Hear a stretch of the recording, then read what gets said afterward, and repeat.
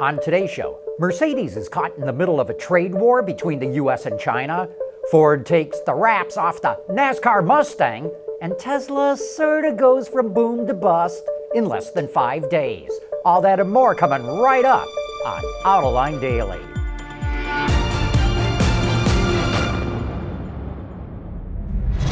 This is Autoline Daily, the show for enthusiasts of the automotive industry.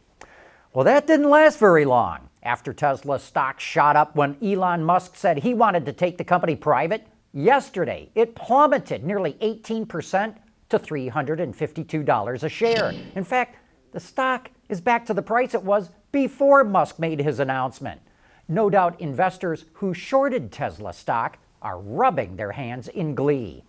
Ford just celebrated making its 10 millionth Mustang, and starting next season, the pony car will compete in NASCAR for the first time.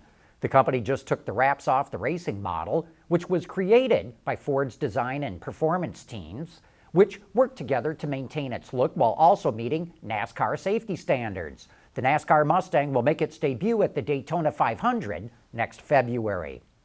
Mazda's diesel engine for the CX-5 finally got rated by the EPA, and the numbers are kind of disappointing. Auto analyst Dave Sullivan from Auto Pacific points out that the diesel CX-5 gets the worst fuel economy of some of its peers. It's rated at a combined 29 miles per gallon, but the larger Chevrolet Equinox diesel is rated at 32. That's the same as the hybrid Toyota RAV4, while the Nissan Rogue hybrid is rated at 34 miles to the gallon. You know, the United States has about 280 million vehicles. Imagine a future when we get rid of more than 200 million of them. And that is coming up next. Autoline Daily is brought to you by Bridgestone Tires, your journey, our passion. Dow Automotive Systems, advanced materials that deliver better results. And by Lear, a global leader in automotive seating and electrical systems. Chevrolet is really going after the market for people who tow. The all-new Silverado has the most extensive trailering package that we've ever seen. It has 7 different camera views that you can choose to display on the center console of your truck. And here they are. Number 1, back of the truck with hitch guidance. Number 2, junction view, which is a wider view of the first one. Number 3, top-down overhead view. Number 4, hitch view, which zooms in for proper alignment with the trailer. Number 5, rear trailer view, which comes from a camera you mount on top of the trailer. Number 6, combination view of the side mirrors stitched together. And finally, number 7, front tire view, so you can see the placement of your front tires. Chevrolet says 20% of Silverado buyers tow at least once a month, and that towing is a major determination for them in the kind of truck that they buy. Back in June, Daimler cut its 2018 profit forecast because of the brewing trade war between the US and China, and it looks like those fears were justified. Reuters reports that US-built Mercedes-Benz GLE and GLS models are being held up by Chinese authorities because they pose a quote-unquote safety risk due to the rear brakes being, and I quote, insufficient. Daimler says it's working with authorities to try and resolve those issues, but this shows that China is using non-tariff barriers, in addition to tariffs, in its trade war with the United States. Larry Burns, the former head of R&D at General Motors, has written a book called Autonomy. It's all about the impact autonomous ride-sharing could have on the auto industry. He studied Ann Arbor, Michigan, which has about 200,000 personally owned cars. His study showed that you could meet everyone's transportation needs in Ann Arbor with only 18,000 autonomous ride-hailing cars, and that's even during rush hour. And if you applied that to the entire U.S., we could go from 280 million vehicles down to only 42 million. Now that suggests that sometime later in this century, this country will have many fewer cars. Is the internal combustion engine going to go away anytime soon? Ha ha ha! That's all I've got to say about that until we come back right after this.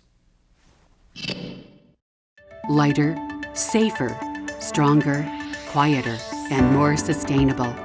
Tell us where you need to go, and we'll help you get there. Dow Automotive Systems. We don't succeed unless you do. In the eyes of some analysts, the internal combustion engine could be on its last legs. Governments are setting electric vehicle sales requirements, and some cities are even considering banning the engine altogether. So how much life is left in the I.C.E? Here's what Dave Philippe, the head of powertrain engineering at Ford, said when he was asked that question on Autoline This Week. The Autoline This Week Powertrain Series preview is brought to you by Borg-Warner. I think it does have a lot of life still globally, and we Ford do support the environmental standards getting tighter and tighter, and it does provide a glide path for us to take the ICE engines and make them better, right? Be it with after treatment, with base engine technologies, be it control systems that we have available today that we didn't have in the past, to make those engines and powertrains more efficient in a number of ways. So I think those standards will help push the ICE technologies to better levels. But on the flip side, we've got electrification coming too, which ICE does complement. You have ICE power packs combined with electrification, and then you have the BEV category. So I think the standards globally, as they tighten up, that's great. We support that. But it will drive the technologies into the ICE architectures to make them better. And the ICE guys love it, right? Because you have the ICE diehards that just want to make the ICE better and better as time goes on. And we've done that over the years, and we'll continue to do that. For more of Ford's outlook on powertrains, you can watch that entire discussion right now on our website, Autoline.tv, or you can find it on our YouTube channel. But that's it for today's report. Thanks for watching, and we'll see you right back here again on Monday.